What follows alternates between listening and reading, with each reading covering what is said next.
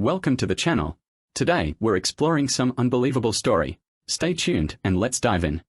The sun hung low over Santa Elena, its flaming colors reflecting off the rows of rusting automobiles that lined the small garage on the outskirts of town. The area was distant from the tourist-packed beaches and fancy resorts. Here, life was a slog. The air smelled like engine oil, burning rubber, and a slight flavor of salt blown inland by the sea wind. Alejandro Morales, lean and broad-shouldered from years of heavy work, hunched over the hood of a dilapidated Toyota Celica. His hands were coated with grease and his focus was unwavering, his eyes scanning the engine with the intensity of someone solving a conundrum only he could see. A drop of perspiration formed a line down his temple, but he disregarded it, absorbed in the usual rhythm of his labor. At the age of 25, Alejandro had already established himself as a local legend. He wasn't the most outgoing or flashy, but he didn't need to be, his ability spoke for itself. While his friends struggled to replace tires or detect defective spark plugs, Alejandro could disassemble an entire engine, arrange its components like a jigsaw puzzle, and reassemble it to perfection. His ambitions were straightforward: work hard, save money, and eventually operate his own garage. Perhaps he'd locate a tiny home in a calmer part of town, with a porch and a yard large enough for a couple of kids to play in. He expected that love would emerge organically along the road. However, Alejandro's life was now defined by his employment. It was all he knew and all he needed. Even he couldn't have guessed how swiftly something as sweet as a kiss might alter him, or how fast love, when mixed with treachery, could sow the seeds of something terrible. For the time being, Alejandro was just a young guy with big goals and exceptional skill. Alejandro's favorite vehicle was a dazzling black 1967 Chevrolet Camaro, a beast of a machine that stood out amid the beat-up sedans and tiny hatchbacks that often entered the garage. The Mustang belonged to Hector, a gruff middle-aged guy whose face had been weathered by years in the New Mexico sun. Hector never revealed who the true owner of the automobile was, and Alejandro never inquired. It didn't matter. The Mustang was perfection on wheels, and Alejandro regarded it as a treasured artifact. Every time it arrived, the car's lines were smooth, and its chrome trim reflected light like a mirror. When it sat in the garage overnight, it seemed to dominate the area, throwing lengthy shadows beneath the faint fluorescent lights. Alejandro stayed late on those occasions, after everyone else had departed. He'd get a cloth, polish the steering wheel, and clean the dashboard till it shined like new. Alejandro would get into the driver's seat after he was certain there was no one nearby. He'd clutch the big steering wheel with one hand while letting the other hang lazily over the door frame, like he imagined wealthy guys in American films doing. Sometimes he pretended to hold a cigar between his fingers, the illusory smoke curling slowly into the air. He'd grin, close his eyes for a time, and imagine himself driving down the coastal highway in the Mustang, the wind in his hair, and the sound of waves smashing nearby. But his daydreams usually ended the same way. Alejandro got out of the vehicle, carefully securing it, and returning home to his reality. The Mustang was not his, but that didn't stop him from adoring it and treating it with great care. 9 months later, Alejandro arrived home one evening to find his mother smiling with joy. She had planned his marriage to Valeria, a quiet but stunningly gorgeous lady from a nearby town. Alejandro, being the loyal son, did not complain. In fact, he was happy. The prospect of starting a life with Valeria, someone warm and gentle, gave him a feeling of purpose outside of engines and wrenches. The wedding was tiny but happy, a family event infused with the aroma of jasmine and laughter. Alejandro sported a fresh white shirt with his hair nicely groomed, while Valeria shone in a modest but exquisite outfit. Their relationship was not lavish, yet it was sufficient. Life after the wedding was exactly what Alejandro had dreamed for. He got up early and worked long hours at the garage, returning home each evening to the warmth of Valeria's smile and the aroma of home-cooked food. Their tiny home was modest but filled with affection. Alejandro would sit at the table, listening to Valeria discuss her day, her laughter filling the air like music. His days were exhausting, full with sweat and work, but his evenings were restful, filled with his wife's gentle touch and undivided attention. For years after the wedding, Alejandro Morales' dream came true: the grand opening of Morales Auto Works, his very own garage on a busy intersection in Albuquerque. The business exemplified his unwavering hard work and modest determination. The sign over the door shone with new paint, and the interior smelled of new tools and promise. The transition from employee to company owner had not been simple, and Alejandro had not done it alone. Hector, the guy who often brought the treasured 1966 Mustang to the garage, contacted Alejandro with an unexpected proposition. The enigmatic owner of the Mustang, whose name Hector refused to reveal, was prepared to offer Alejandro enough money to make his fantasy come true. Alejandro was hesitant about accepting loans, but the offer was too good to pass up. Within a year, his hard work had paid off again. The revenues from the garage, along with Alejandro's countless hours of effort, enabled him to purchase a small but attractive home on the outskirts of town. It was a home he and Valeria could call their own, a reminder of all he had fought for and a beacon of his commitment. But, unknown to Alejandro, the mansion was more than simply a milestone, it marked the beginning of his collapse. The first fractures in Alejandro's idyllic existence developed gradually, almost imperceptibly at first. Valeria's afternoons spent with the neighborhood spouses seemed innocent. She was naturally gregarious, and Alejandro didn't mind providing her with some company. He worked long hours, and if it made her happy, who was he to argue? But as the months passed, the meetings became more regular, lasting longer into the nights. Valeria's formerly rare visits became everyday trips. Alejandro would frequently come home after 12-hour days at the garage to find the house vacant, except for a faint scent of her perfume in the air. There were no more hot dinners waiting for him at the door. Her grin had lost its gentle light as she listened to him relate his day. The warmth that had marked their house started to fade, replaced by an unsettling coldness.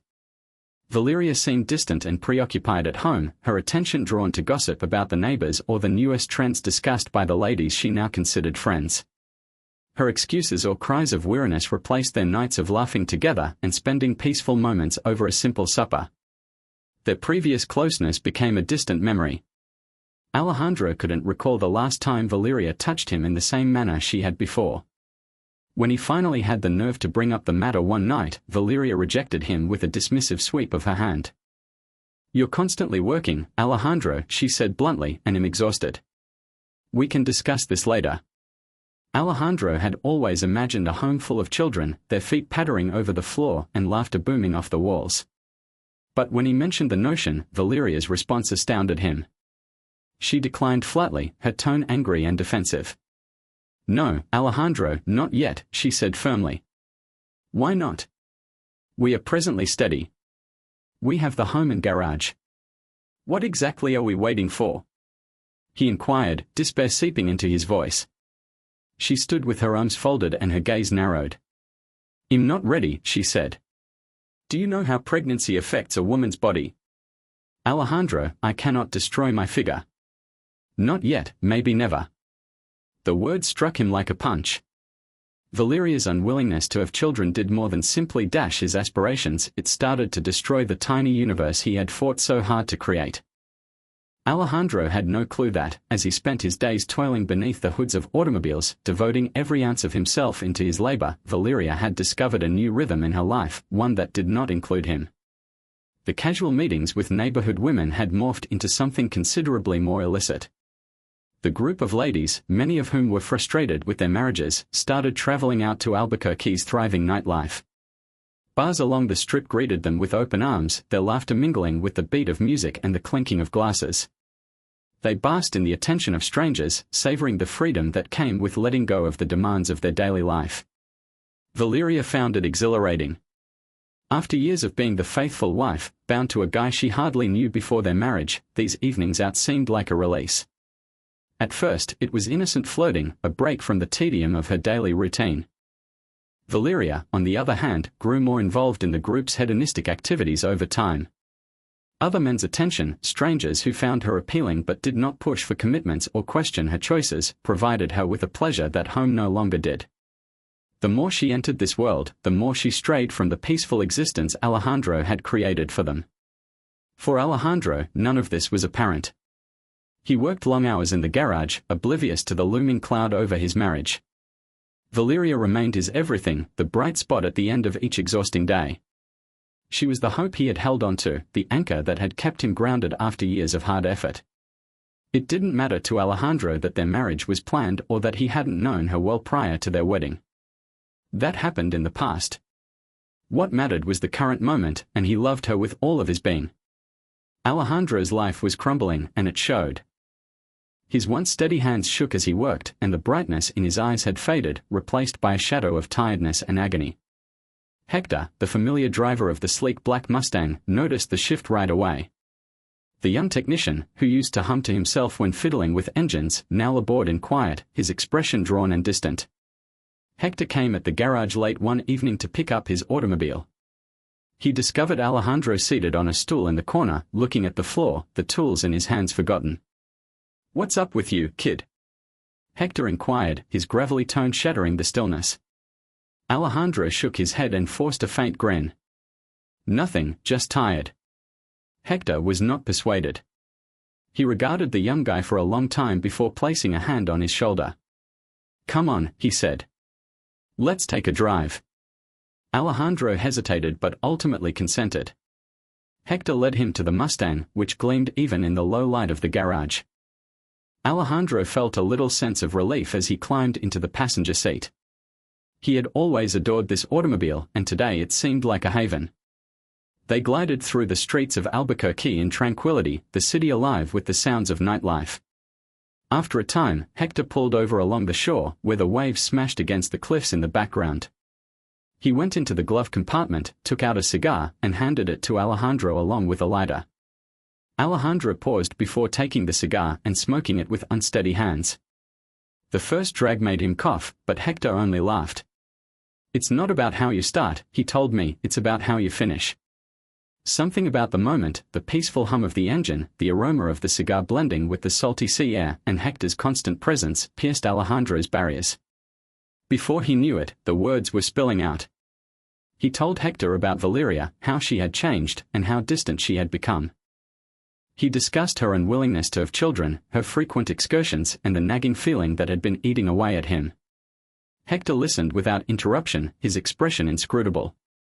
When Alejandro eventually stopped talking, Hector sat back in his seat and let out a big sigh. "Kid," he said, "I've seen a lot of stuff in my line of business. I've seen good people betrayed by those they trust the most." Alejandro looked at him in confusion. "What do you mean?" Hector looked at him, his eyes piercing. "I'm not just some guy who likes cars," he told me. "I am a fixer. I work for people you don't want to cross, but I know how to discover the truth, surveillance, probing into people's lives, it's all part of the job." Alejandro gazed at him, startled to silence. "I can help you," Hector said. "I can find out what your wife is doing while you are not present. But it will cost you. This kind of effort does not come cheap." Alejandro did not hesitate. "I'll pay," he answered calmly, despite the anguish inside him. "The sum may not be monetary, but it may be something else. I will pay any way I can. I simply want to improve my life." The following day, Hector started his inquiry. He remained quietly, following Valeria and a group of companions without attracting notice. Within a week, he had seen enough to confirm Alejandro's worst suspicions. The ladies weren't simply getting together for fun social activities. They spent their evenings in Albuquerque bars, drinking and dancing with different guys. Hector probed further, and the reality got darker. Valeria, he realized, wasn't simply flirting, she was going home with various guys, sometimes twice a week, vanishing into the night and reappearing only in the early hours of the morning. The trend was clear. Hector chronicled everything, each detail a dagger pointed at Alejandro's heart. Hector approached Alejandro after hours at the garage. His expression was somber as he conveyed the news. "I'm sorry, kid," Hector murmured quietly. "Your wife isn't simply partying. She sleeps with other guys. Regularly." The words struck Alejandro like a thunderclap, leaving him breathless as the weight of the truth fell on him. Hector left nothing to question, he was as thorough as persons in his line of business should be. When he set Alejandro down in the dimly lighted garage after hours, his countenance was harsh and almost remorseful, but his tone remained firm. "I've got proof," Hector said, taking out a little USB drive and a simple brown package. He gave them to Alejandro with a deep sigh. "Everything is here, movies, hotel bills, and timelines. I did not miss anything." Alejandro gazed at the objects in his hands as if they were burning him. His fingers shook as he opened the packet, which included printed screenshots of hotel registration confirmations and receipts. Valeria's name sprang out at him from the pages. The invoices were not for bars or restaurants, but for hourly room rentals at several Albuquerque hotels. It happened more than once or twice. Different men, different places, Hector said, his voice low but forceful. You deserve to know the truth. The USB disk seemed heavier in Alejandro's grip than it should have. Hector pointed to a laptop resting on one of the workbenches. I'll leave you to it, he remarked, getting up from his seat. Take your time. When you're finished, we'll speak about what comes next. Alejandro nodded numbly, scarcely knowing that Hector had left the room.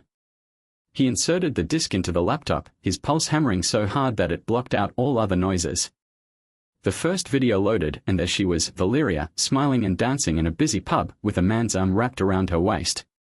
The clips that followed were all worse than the previous.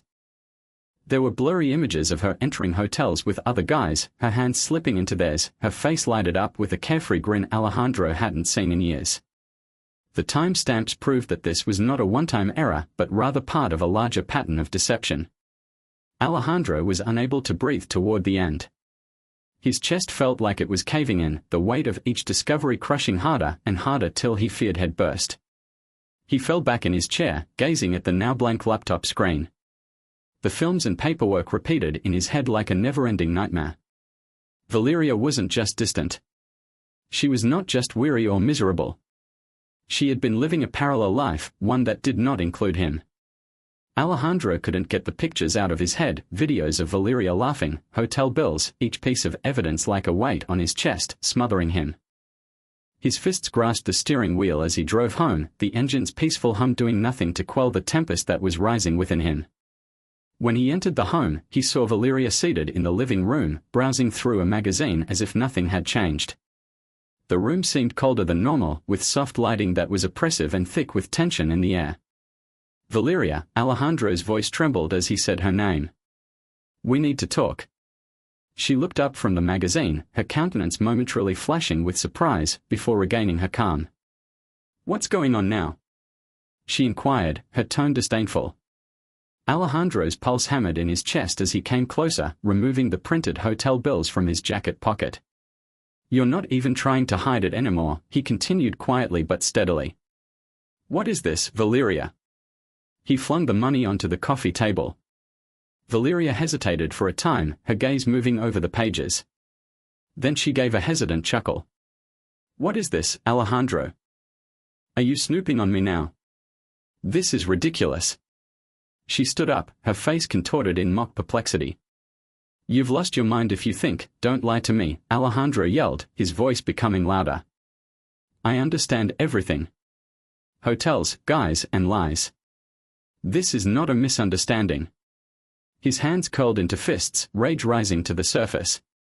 I've worked myself to the bone, and this is how you reward me. You're sleeping with other guys, but you don't have the courtesy to be honest with me. Valeria's expression tightened for a minute. She said nothing and folded her arms across her chest. Do you think you can control me, Alejandro? She spoke harshly. You think you can control my life because you worked hard for your little garage? Her tone was disdainful. I've spent years listening to you and everyone else tell me what to do and how to spend my life. I have had enough. Alejandro blinked with amazement. Enough, he repeated, his voice catching. Do you believe I am the one who has been manipulating you? I've spent every day working for us. I created this existence for you. For us. So this is how you reward me. Valeria shook her head, her face chilly and distant now. Do you believe I owe you anything because you have been working? I do not owe you anything, Alejandro. I'm free now. Free of your expectations. Free from the life you intended me to live. I am doing what I want right now. Alejandro's breath tightened. Your freedom is based on my money, Valeria. I've made every sacrifice to offer you everything, and this is how you thank me back. Valeria scoffed, her harsh tone piercing through the quiet. Do you believe you've been doing me a tremendous favor? You've been buying me stuff and working on your dream garage while I've been imprisoned in this marriage with a guy I hardly know. I did not ask for this life. So why didn't you simply leave me? Alejandro's voice broke, the weight of his grief too much to bear. Why drag this out? Why would you betray me like this? She took a step forward, her face inches from his, her eyes brimming with rage. Do you want to know why? She sneered. Because you are weak, Alejandro. You assumed I'd remain faithful. You assumed I'd be content with your tiny little garage. But I've outgrown this lifestyle. You have nothing on me. Do you wish to leave?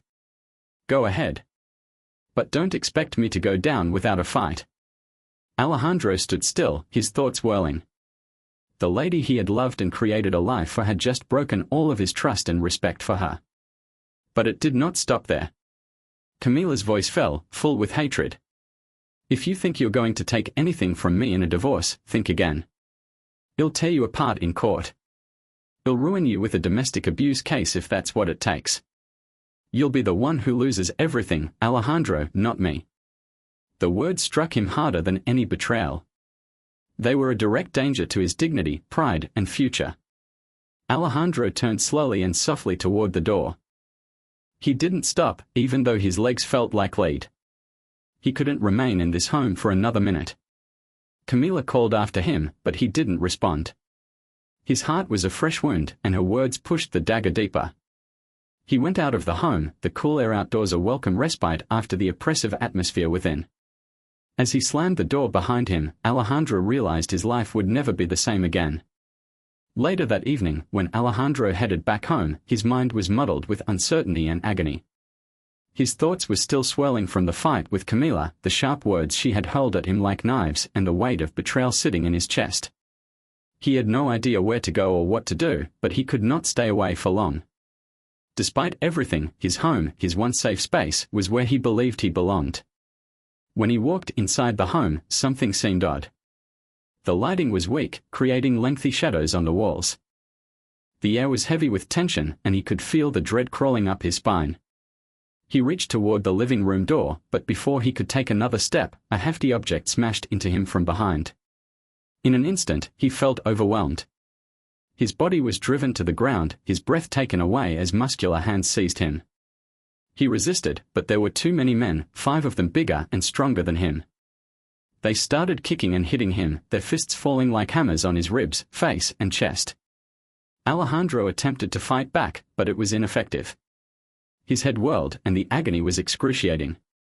You thought you could put her down? One of the guys hissed, delivering another hit to Alejandro's side. She's ours now. Alejandro's vision dimmed as blood flowed from his lip, but he had no idea what was occurring. Camila's boyfriends took turns striking him, breaking him down physically and emotionally. The guys swiftly overcame him and dragged him across the floor to the middle of the room. Alejandro's wrists and legs were securely tied to a chair with scratchy rope, leaving him scarcely able to move. His head dropped low, and anguish radiated from every portion of his body. His clothing was splattered with blood, and his breathing was faint and raspy. He was stuck and powerless. The world whirled around him as he attempted to concentrate, but all he could hear were the men's nasty remarks and Camila's laughing in the background. The love he had believed was genuine now felt like a faraway memory, a life no longer his. The space seemed claustrophobic, as if the walls were closing in. Alejandro's heart hammered in his chest, his thoughts straining against reality, seeking for an escape, but there was none anymore. He was bound to the chair, his body wounded and shattered, and all he could do was suffer. Then she entered the room, wearing just a robe. You see, I am a sexy goddess and I am supposed to be loved by more than just a mere individual like you, she said with irony. I need lots of love, so my dear husband, today I am going to show you how men should love a goddess. For the following 2 hours, she had sex with each of the 5 males in the room. Now, my beloved spouse, you are just a cuck, my slave. Alejandro, wounded and bleeding, sank on the chair, his body throbbing from the violent attack. His eyes were half-lidded, the anguish almost blinding him, yet there was a fire blazing deep inside him that refused to go out. He clenched his teeth and, despite the searing agony in his ribs, pushed the words out, if I live through this. His voice was raspy, barely a whisper, but with an evident edge. If I live to see another day. His gaze fixed on Camila's, the woman he had loved and built his life around, the one who had just broken all he believed in. I swear to you, I will become your worst nightmare. I will unleash hell on you. Everything you've done to me, it won't go unanswered. Camilla stood there, her face contorted into one of contempt and anger. She gazed at him for a long time, a wicked grin appearing on her lips. Instead of being afraid, her wrath appeared to grow. She turned to the guys, who had been quiet until now, and snapped, "Beat him again." The guys paused for a minute, taken aback by the brutality of her instruction, but then immediately obeyed her orders, giving one more terrible hit to Alejandro. The anguish was tremendous, yet Alejandro remained unflinching. He did not beg. His body may have been shattered, but his soul was unwavering. His eyes never left Camilla, and despite the darkness closing in, he stayed on to the commitment he had just made. This wasn't the end. It could not be. Camilla, who was now standing just a few steps away from him, was furious. The rage in her eyes was palpable, yet something in Alejandro's comments appeared to shock her. She tightened her hands, her face contorted in rage. She could sense the tension in the room, but she refused to admit the slightest hint of dread. She was the one in charge now. The guys stepped back, waiting for her commands, but Camilla's expression was contorted with wrath and astonishment. She had pushed him to the edge, but Alejandro's comments had touched a chord. She was unprepared for the smug pleasure she had previously felt. It started to wane, replaced with an uneasy sensation she couldn't shake. The guys who had assaulted Alejandro thought they had completed what they began. They dumped him like an unwanted ragdoll along the canal, his body limp and shattered from the vicious attack. The night was chilly, and the canal's flowing water created a gloomy mood. They went away, convinced he wouldn't make it through the night, leaving him to die in quiet. However, they were unaware that Hector's men had been keeping a careful eye on the situation. They had been watching the gang from a distance, tracing their every move, anticipating that Alejandro could want assistance. And sure enough, they discovered him, barely breathing and barely alive, but still fighting for life. They rushed quickly, hauling Alejandro from the water and into their vehicle while ensuring no one saw them. They took him to a secure place, a warehouse on the outskirts of the city, away from the prying eyes of anybody who may identify him. Hector was already there, waiting for them, with a subtle intensity in his manner as he supervised the operations. "Get a doctor right away," Hector said firmly, but he felt strangely relieved when he realized Alejandro was still alive. His men gently placed Alejandro on a table, taking care not to jolt him before the doctor came. The doctor quickly started working, taking Alejandro's pulse and examining the damage. "He's in bad shape," the doctor mumbled, shaking his head as he cleaned the extensive wounds on Alejandro's face and cared for his damaged body. "But he hasn't died. That is a miracle in itself." Hours passed, and Hector refused to leave the warehouse. He walked back and forth, often asking the doctor for updates. By daybreak, Alejandro's eyes had flickered open. Initially, his eyesight was fuzzy. He attempted to move, but his whole body screamed in protest. He moaned in agony and forced his eyes to concentrate. The first thing he noticed was Hector standing at his side, his expression filled with worry and relief. "Easy, Alejandro," Hector replied calmly, his voice gentle but forceful. "You are alive. You are going to make it."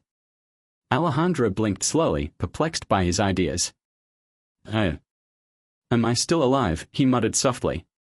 The doctor, who had been treating his injuries, glanced across at him and nodded. "It's a wonder you're alive, Alejandro. Your body suffered significant harm, but you're stronger than you seem." Alejandro's head was cloudy, still absorbing what had brought him here. His body felt as if it belonged to someone else, broken and damaged yet still holding together. The anguish was unrelenting, but knowing he had lived him a weird sort of peace. Hector's eyes never left him.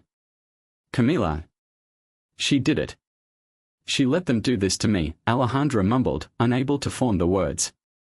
Hector nodded sternly, his jaw tight. "She will pay for what she has done. But for now, we need to concentrate on getting you back on your feet. Alejandro, you have larger things ahead of you. Things you haven't even imagined yet." Alejandro closed his eyes, exhausted, and laid back down. He had no idea what the future contained, but one thing was certain: he was not going to allow anybody get away with what had occurred. Not Camilla, not the guys who had battered him, and no one who believed they could destroy him. He would relax for the time being, but his promise would be fulfilled shortly. 2 days had passed after Alejandro's violent attack, and Camila, unknowing of his survival, continued her life as if nothing had happened. But that afternoon, things started to crumble for her. Camila headed to the bank, as she always did, to check on her accounts, thinking about the shopping trip she had planned for the weekend. However, as soon as she swiped her card, the machine showed an error notice. Frowning, she tried again, but received the same message: card declined. Her gut twisted with anxiety. She hurriedly checked her phone, bringing up the bank app, only to discover that all of her accounts had been locked. The balance was at zero. She attempted to phone the bank, but the lines were busy. Panic began clawing at her chest. How does this happen? Her first impulse was to contact Alejandro, but then her phone vibrated with a fresh message, a text from her lawyer. It said as follows: "You need to vacate the house immediately. It no longer belongs to you. The property has been transferred to someone named Esteban." Camila froze, gazing at the screen, as incredulity overwhelmed her. She attempted to dismiss it, believing it was a mistake, but deep inside she knew it wasn't. She sped home, full of adrenaline, hoping without hope that the message was mistaken. When she got at the residence, she was greeted by a strange guy standing at the front door with a bag in hand. "I'm sorry, but you need to leave," he replied forcefully, his voice icy and definitive. "This house belongs to Mr. Esteban now." Camila's face became pale. "What do you mean it belongs to Esteban?" she questioned, her voice raised in fury. "I live here. I've lived here for years." The guy interrupted her, presenting her the official documentation, his look unconcerned. "I'm just following instructions. You have until the end of the day to vacate." Her thoughts raced, and her chest tightened with fear and rage. "Who the hell is Esteban?" she exclaimed, feeling her world spiral out of control. She turned on her heels, ready to face the person responsible. Maybe that was a mistake. Maybe Alejandro had done something, but she couldn't imagine he would go that far. She drove to the garage, hoping it was business as usual, anxious for a sense of normality. But when she arrived, the garage doors were shut, and there was a little notice on the door saying that the property had been sold. The name of the new owner was the same as before, Esteban. Camila stood stopped in front of the garage, the gravity of the situation now settling on her. Her hands shook, and her thoughts raced with shock and fury. Everything she'd fought for and counted on was slipping through her fingers. She had no clue who Esteban was or why he was pursuing her. Her heart accelerated as rage welled up inside her. She could feel the wrath growing, the powerlessness morphing into something worse. She knew Alejandro had survived, that he was somehow behind everything. Camila, frustrated and angry, had no idea where to turn. She wanted someone to provide her with some sort of comfort in the midst of mayhem. Her mind raced as she phoned the number of one of her boyfriends, thinking he might give an escape, if only for a little period. When he responded, his voice sounded calm, but she could detect a hint of anxiety. "Camila, what's wrong? Please, just come get me," she pleaded, her voice shaking with anguish. "I can't do this anymore. I need to get out of here." Within minutes, he was at her doorstep. She hardly said farewell to her house, now no longer hers, before slipping into the passenger seat of his automobile. The trip was silent, her thoughts racing with perplexity and rage at what had transpired. The weight of the situation pushed down on her chest, yet she had little control over it just now. He led her to his residence, which she had previously visited in secret but never under these circumstances. It was calm and isolated, providing a momentary respite from the craziness of the world outside. Camila collapsed into the sofa as soon as they walked in, her shoulders aching from tiredness. "Tell me what happened," he said, taking a seat next to her. She paused, trying to hold back the tears, but they all came spilling out. She told him about the bank accounts, the home, and the garage, how everything had been stolen from her at once. She'd been caught off guard, left feeling powerless and vulnerable. She talked about Alejandro, how she had pushed him away and never expected him to respond in this manner. Her boyfriend listened closely, yet his eyes were chilly as she talked. Camila had always relished the attention and excitement that came with these hidden romances, but his mere presence now seemed like a momentary respite from the unraveling nightmare she was living. As she finished speaking, he leaned back with a contemplative look on his face. "This isn't over, you know," he added quietly.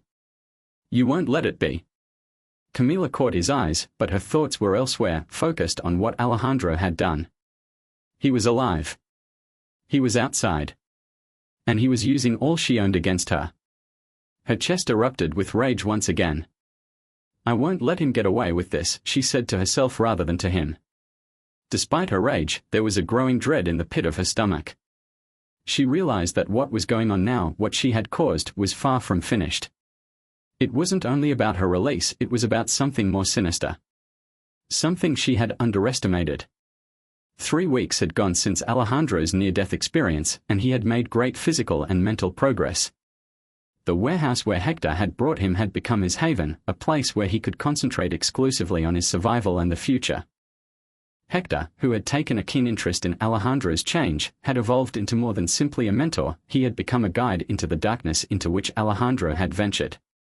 Under Hector's attentive supervision, Alejandro discovered things he never imagined possible.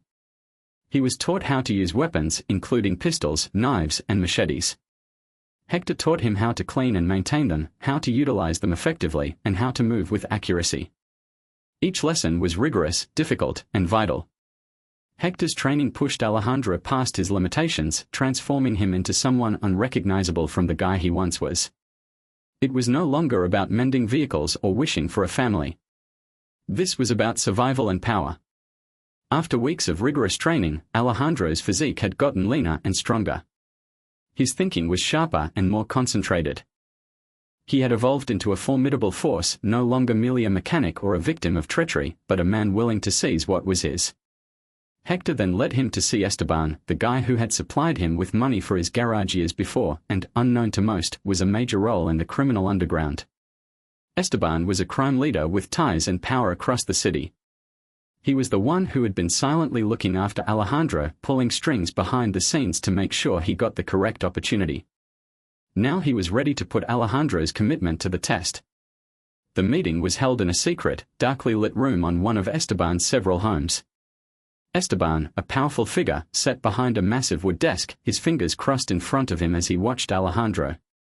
He was known for being meticulous, patient, and unforgiving, a guy who only did business with people who fully knew the cost of devotion and revenge. "You've come a long way, Alejandro," Esteban said, his voice deep and firm. "I've seen you work hard, live an honest life, and thrive. But now we've reached a crossroads. You have options to make." Alejandro stood in front of him, his stance firm, his hands at his sides, each finger instinctively stroking the weapons that had become extensions of himself. He had come to comprehend the gravity of his decisions, but he knew precisely which road he intended to pursue. Esteban moved closer, his gaze narrowing slightly as he examined Alejandro's face. "You've gone through hell. You've lost everything, your house, your wife, and your pride. However, you now have the opportunity to reclaim everything. You have the opportunity to start again. A divorce, freedom from Valeria and all she did to you." He paused, letting the silence stretch out. "Or you may choose vengeance. And once you chose vengeance, there is no going back. Alejandro, this is a one-way route. You will have to give up your humanity. Become something different. A murderer. A guy who follows the rule of the streets." The question lingered in the air, laden with significance. Esteban was not giving him an option in the manner that most people would interpret it. This was a choice that would shape Alejandro's destiny, a line in the sand that could never be crossed again. Alejandro did not hesitate. He had already made up his mind. His ideas were obvious.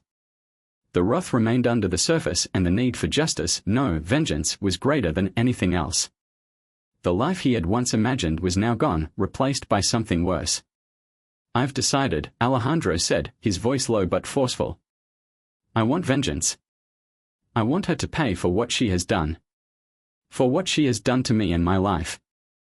I'd give everything to make her suffer and realize the cost of treachery." Esteban looked at him for a bit longer, his face unclear. Then he nodded, slowly and deliberately. "So be it," he said, his voice chilly. "Revenge is a perilous road, Alejandro. But once you've walked down it, there's no going back. You'll have to assume a different identity. Someone capable of carrying out the essential tasks. There is no room for weakness."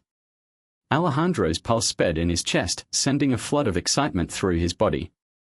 There was no dread in his heart, simply the assurance that he had taken the correct decision. Camila had stolen everything from him, and it was time for her to face the repercussions of her actions. As Esteban gave him a long, admiring glance, the wheels of fate started to revolve. Alejandro realized that his life had altered forever. He had chosen retribution, and now he would become the man capable of carrying it out. Camila sat in her lover's living room, the apartment's gloomy lighting spreading long shadows on the furnishings. She had spent the day with him, attempting to distract herself from the craziness of her life, but her thoughts kept returning to what had occurred. Alejandro was still out there someplace, and she couldn't avoid the idea that his quiet foreshadowed something horrible. She'd misjudged him, and now she felt the weight of that error bear down on her. She was preoccupied, her mind racing, when the doorbell rang. It was weird for anybody to be at the door, particularly someone she knew, but when she opened it, no one was there. Only a little box wrapped in red paper was found on the ground. Camila cast a careful look around before hastily bending down to get it. The sight of the present, with its customary crimson wrapping, something Alejandro would give her on rare occasions, sent shivers down her spine. She paused, her fingers quivering as she loosened the knot that kept it tight. Something felt odd. Something was not right. Her heart plummeted as she realized what was inside the box, a severed male organ wrapped gently in tissue and laying in the middle. The sight of it made her stomach churn, and bile rose in her throat. Her palm trembled as she grabbed for the message, which had been slipped underneath the horrific present. She unfurled the paper, and the words written in black ink chilled her. "You have just unleashed hell. 1 down, 4 to go. Go to the cops and you will be next." Her eyes swam as she read the message again, bewilderment combining with horror. The words, the implication, they were unmistakable. Alejandro had returned, and he wasn't coming for her in the manner she had expected. He was not come to beg or plead for reconciliation. He was here for something far worse. Camila's thoughts raced as she dropped the letter, and her hands trembled furiously. She lurched backward, the apartment, which had previously seemed secure, now felt smothering. She could not breathe. A chilly perspiration clung to her skin as her eyesight started to blur, and terror set in. She could feel her pulse thumping in her chest, too rapid and unpredictable. Her body shivered with horror, but there was no way out. She pushed him too far. The room whirled, her eyesight blurring and her breathing becoming shallow. Her body felt heavy, and blood rushed from her brain, leaving her dizzy and bewildered. Her last thought, before everything went dark, was simple and terrible. What did I do to him? Camila slumped on the floor, the message still laying near her. Her body grew slack as oblivion overtook her. Camila gradually regained consciousness. The blurry borders of the room grew crisper as her boyfriend assisted her in sitting up. Her head throbbed, and her body remained wobbly from the shock of what she had learned.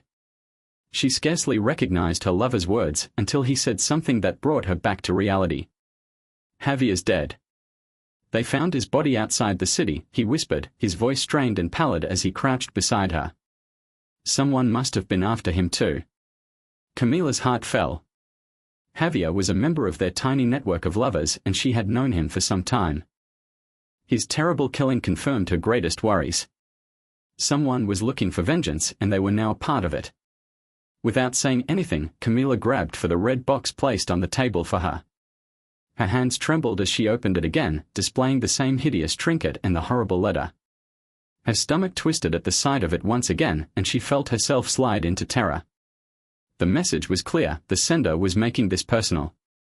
The danger was real, and it was increasing. She wasn't safe, even inside the flat.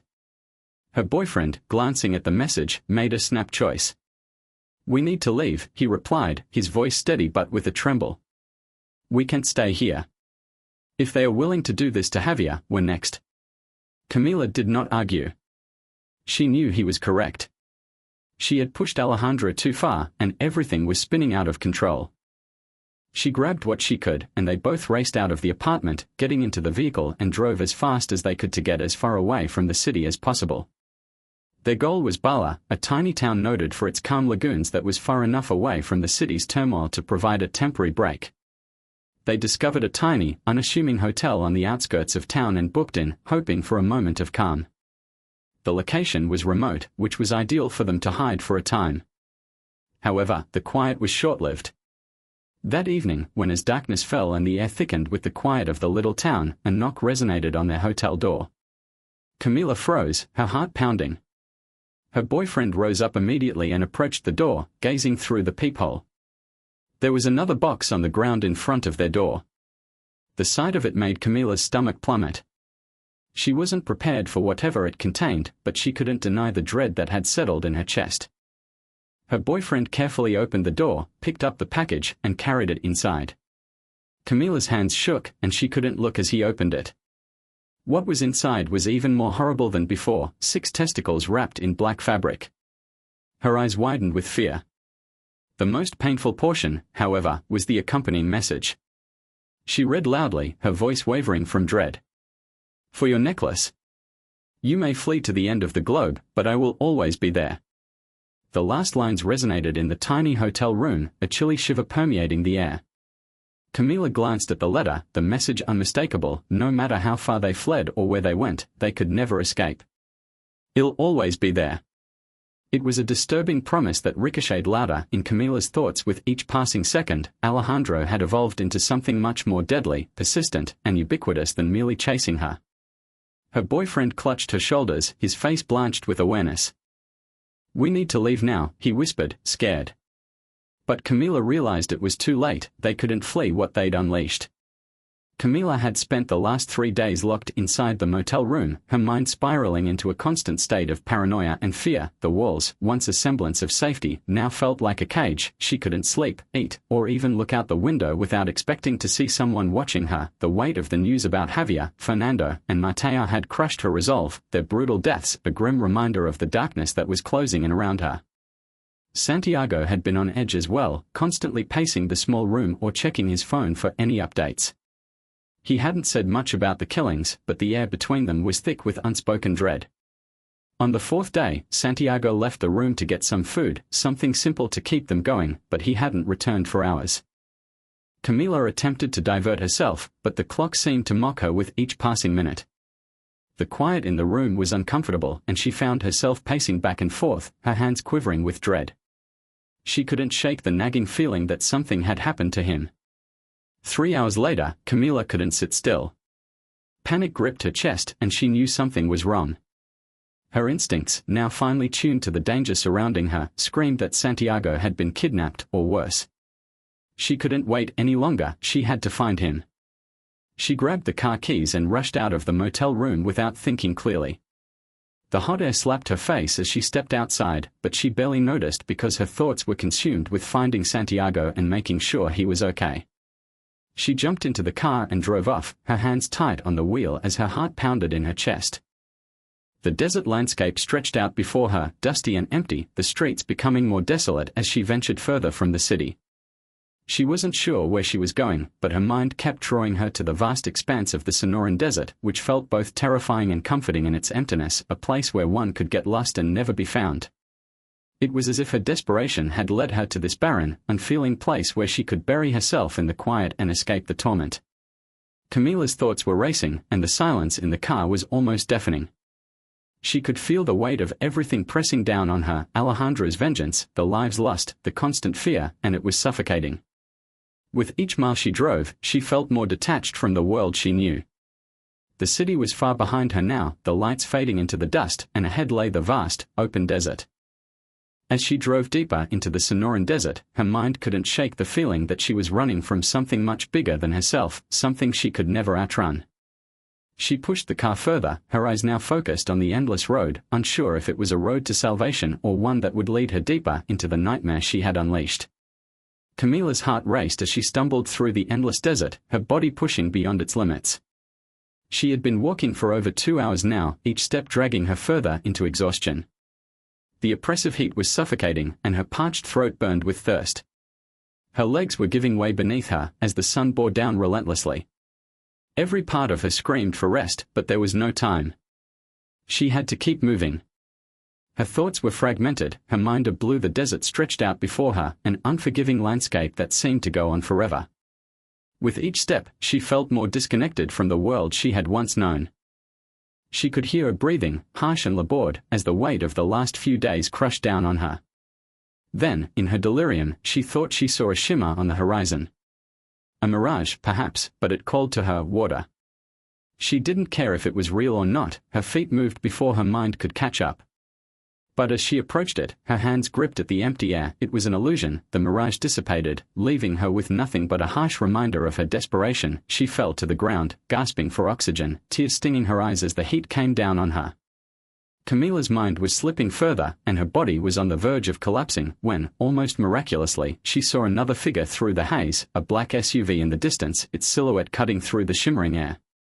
Camilla blinked, convinced it was just another trick of the desert, and collapsed to the ground, unable to keep her eyes open anymore. But the SUV didn't vanish, it came closer, the sound of the engine grew louder, her pulse quickened, but her body refused to move, she was too weak to react. The vehicle came to a halt beside her, dust swirling around the tires as the door swung open, and Camilla barely registered what was going on, her eyes unfocused, her head spinning, until she felt a cold weight drop onto her lap. Camilla couldn't tell whether Santiago's face was distorted in panic or anguish as his dead eyes peered up at her, the blood still fresh on his neck. The car did not linger. Without a word, the door slammed shut, and the SUV revved its engine, blowing up a cloud of dust as it drove away, leaving Camilla alone in the harsh desert with just the horrible evidence of what had just occurred. Her hands trembled as she clutched Santiago's severed head, her heart pounded in her chest, but no tears flowed, her throat was too dry, her mind too numb to process the brutal reality of what she was holding. The blood soaked into her lap, staining her clothes and burning her skin as a cruel reminder of the vengeance she had triggered. Camilla sat there, frozen, unable to do anything but stare at the body that had once been so full of life, wondering how far this nightmare would drag her. The desert around her felt even more isolating now, a place where she couldn't escape, a place where her actions and their consequences had caught up with her. Camilla's breath was ragged as she stumbled through the desert, her mind a fog of panic and exhaustion. She had no direction, no plan, only the overwhelming need to escape, to outrun whatever nightmare had been chasing her. The sun beat down mercilessly, the oppressive heat consuming her every step. Her body was starting to give out, her mouth parched, her skin burning under the relentless sun. Her legs wobbled, the strength draining from her muscles, and after what? She didn't have the power to stand up, her mind were hazy, and her body screamed for water, relief from the never-ending anguish she had inflicted on herself. She was alone, there was no one left, no way out. Then, just as she was about to give up, she saw him, Alejandro, standing a few feet away from her, as if out of nowhere, his silhouette etched against the limitless desert. Her heart skipped a beat, and she forced herself up, her legs quivering as she hurried toward him. It's him, he came to find me. But as she approached him, her breath tightening with frantic hope, he vanished into the shimmering heat like a mirage. She stretched out, but he was gone, leaving only the hard desert stretching out in front of her. Her chest constricted in amazement, and the knowledge struck her all at once, stopping her in her tracks. It was just another illusion, a cruel trick of the desert. Camilla stared at the empty space where he had been, her legs unable to carry her any further, and she could feel the panic rising again as the hopelessness of her situation set in. Her body betrayed her, and she barely made it a few meters before her vision swam and the ground gave way beneath her. She plummeted into a hole, her body crashing into the dirt, her limbs twisted at an awkward angle, and the impact left her dazed and disoriented. She lay there in the dark pit, unable to move, for several long minutes, trying to gather her bearings. The desert sun above seemed so far away now, the weight of it still pressing down on her. Her mind was fragmented, unable to make sense of what was happening. How had she fallen? Where was she? And suddenly a darkness fell over her. Alejandro. He was standing at the edge of the hole, looking down at her with cold, detached eyes. Camilla's mouth opened, her lips cracked and dry, but no sound came out. She tried to speak, to beg for mercy, but the dryness of her throat swallowed any words. All she could do was stare at him, the person she had once known, the man who had loved her. Now he was nothing more than a shadow, a figure of revenge. Alejandro didn't move for a while, he simply stood there, peering down at her, and then made a single motion with his hand. The sand underneath her moved gently at first, then with increasing force, as sand from the desert floor rushed into the hole, filling it and pressing in around her. Camilla screamed, but the sound was lost in the ever-growing desert around her. The grains of sand pressed in on her body, covering her legs, then her chest, choking her, suffocating her. She could still see him standing above her, but the image grew blurry as the sand filled the space. Her pulse quickened, but her body was too weak to resist. She tried to claw her way out, but the sand was relentless, swallowing her. Her chest tightened as the world around her blurred into oblivion. Alejandra's shape vanished into the horizon, the last thing she saw before the darkness took her entirely. Alejandro was no longer the man he used to be, the man who once loved, who had dreamed hopes and the simple desire for a peaceful life. He was gone. In his place stood Cazador del Desierto, the desert hunter, a name that sent shivers through anyone who heard it. His eyes, once filled with warmth, now reflected cold emptiness, a void where emotions once lived. The world knew him as a ruthless hitman, feared by those who crossed Esteban and those who stood in the way of his cartel. When he accepted his new identity, the desert became his home, a vast, unforgiving expanse where he hunted, tracked, and killed with precision. He did not flinch when he pulled the trigger or made the final cut with a knife. In the harsh world of the cartel, Cazador del Desierto had learned that his loyalty to Esteban was unwavering, and his respect for the man who had given him the power to exact revenge against Camila was beyond measure. Esteban had given him everything, wealth, status, and a purpose, and in return, Alejandro served him faithfully, becoming one of Esteban's most feared lieutenants. His missions were methodical. The anguish of the past had been buried behind layers of carnage and savagery, and every life he took, every adversary he crushed, was a step farther away from the person he had been and closer to the monster he had become. There were no feelings left in him, just a cold desire for destruction. Cazador del Desierto was a myth to the people of the desert and beyond, a specter who haunted the darkness, a force of nature as unforgiving as the desert winds themselves. His name struck fear into the hearts of men who had once been bold and felt invincible, but in the face of Cazador, that fear became all-consuming. And, although his history lay buried under the desert sands, one reality remained unshakable: he had become precisely who he had pledged to be. Thank you for watching. What are your thoughts on Alejandro's transition into Cazador del Desierto? Let us know in the comments and remember to like and subscribe.